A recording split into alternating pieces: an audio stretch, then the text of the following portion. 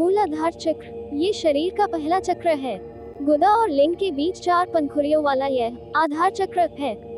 99.9% लोगों की चेतना इसी चक्र पर अटकी रहती है और वे इसी चक्र में रहकर मर जाते हैं। जिनके जीवन में भोग, संभोग और निद्रा की प्रधानता है, उनकी ऊर्जा इसी चक्र के आसपास एकत्रित रहती है। मूलाधार चक्र ऊर्जा शरीर की बुनियाद है। आजकल लोग सोचते हैं कि मूलाधार सबसे निचला चक्र है, इसलिए उसकी इतनी अहमियत नहीं है। जो भी यह सोचता है कि बुनियाद पर ध्यान देने की जरूरत नहीं है, वह दरअसल भ्रम में है।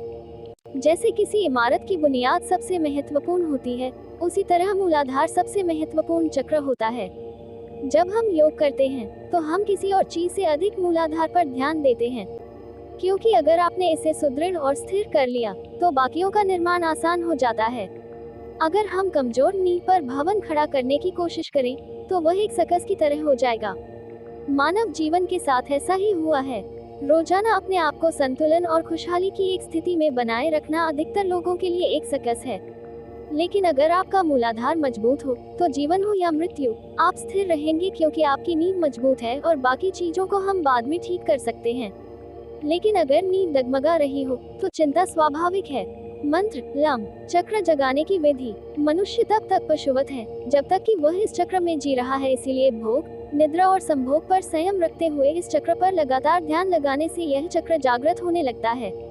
इसको जागृत करने का दूसरा नियम है यम और नियम का पालन करते हुए साक्षी भाव में रहना।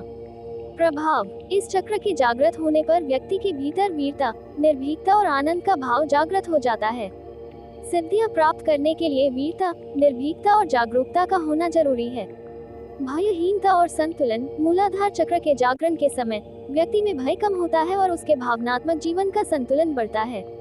शारीरिक और मानसिक ऊर्जा। जब मूलाधार चक्र जागृत होता है तो व्यक्ति को शारीरिक और मानसिक ऊर्जा मिलती है। वह ताकतवर और जीवंत होता है। योग्यता और समर्थन। इस चक्र के जागरण से व्यक्ति को सही निर्णय लेने की योग्यता मिलती है और उसे अपने लक्ष्यों को प्राप्त करने के लिए समर्थन मिलता है।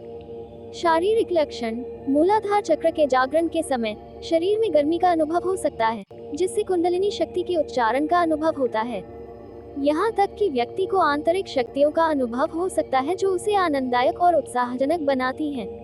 भौतिक लक्षण। व्यक्ति की मूलाधार चक्र जागृति के समय उसके आसपास की भौतिक वातावरण में एक सकारात्मक परिवर्तन होता है।